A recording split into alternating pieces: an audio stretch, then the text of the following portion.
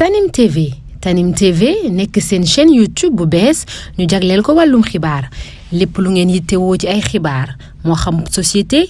politique économie ba ci biti réew lépp Tanim TV dina leen ko jagleel wàllum diine it dina am ay émission yu am solo daw leen gaaw ngeen abonné wu ci chaîne YouTube Tanim TV Tanim TV yéen rekk la fi nekkar ngir ay xibaar yu wér te wóor. benn contribution bu gàtt rek ci benn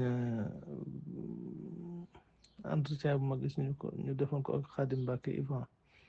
ñu koy laaj ci adde ji Mbacke Faye indil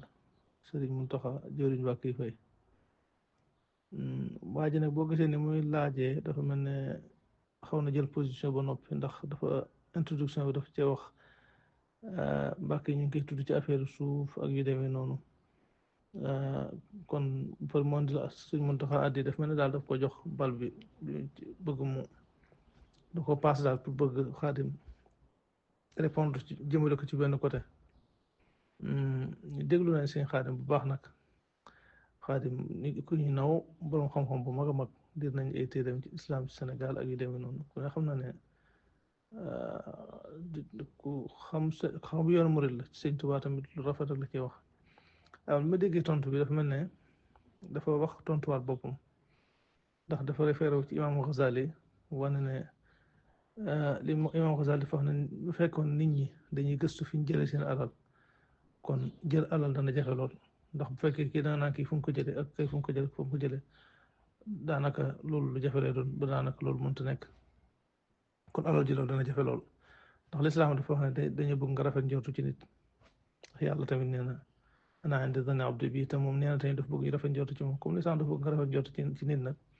yaakaar naa kon Sëñ Mountakha mënul def lu dul Mbacke Faye bu nekk damay ñëw indi sama addee ak addee waa Ndakaaru mu rafet njortu ci moom ndax Mbacke Faye ab liggéeykat la entrepreneur la homme d'affaires la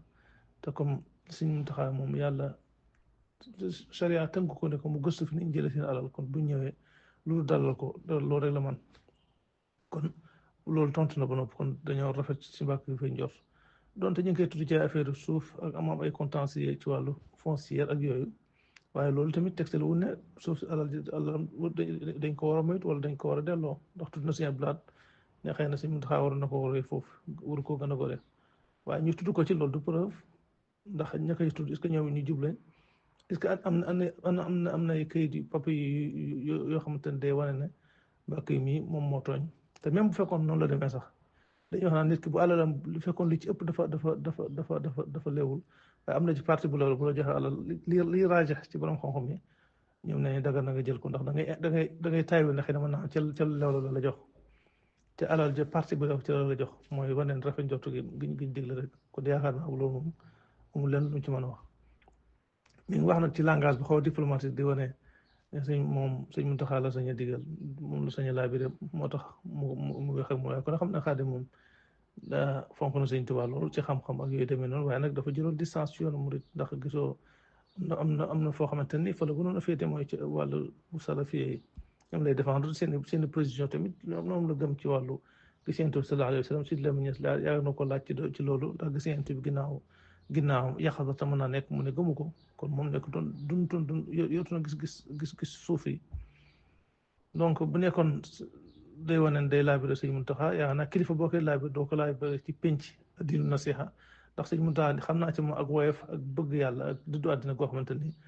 day diisoo ak ay nit kon Khadim di borom xam-xam di mbokk bu ñëwoon diisoo moom ci wéet wala mu bind ko Sëñ Mountakha dana ko jëfandikoo bu baax kon yaakaar naa kilifa doo ko yedd ci mbooloo wala doo ko laabire ci mbooloo kon loolu xalaat boobu lañ ci amoon wax ji rafet na loolu waaye nag yaakaar naa mu ne sa ko jàngat tamit xam ne am na ñu bëgg a junj ndax dafay mel tamit day mel am na benn camp boo xamante ni daf leen camp bi nga xamante dañuy critiquer Mbacke daf leen bëgg tamit bàyyi wàlla xel te loolu daanaka kon moo doon objectivité day jafe ndax faaw na nga principe bi mu départ rek mooy rafet njort rek bu xasee am rek kon loolu clôture na débat ba noppi.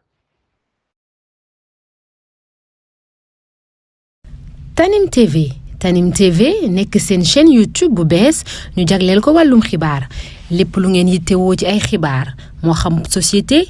politique économie ba ci biti réew lépp Tanim TV dina leen ko jagleel wàllum diine it dina am ay émission yu am solo